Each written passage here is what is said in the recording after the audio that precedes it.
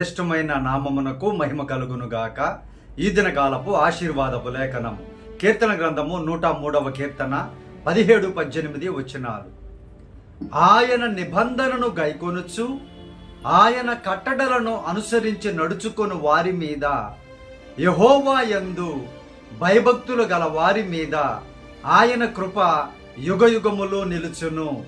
ఆయన నీతి వారికి పిల్ల పిల్ల తరమున నిలుచును.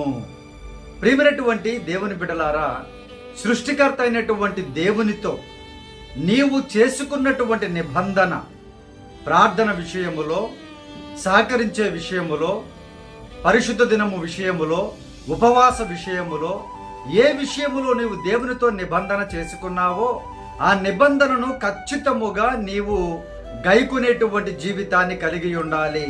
దాని తర్వాత ఆయన కట్టడలను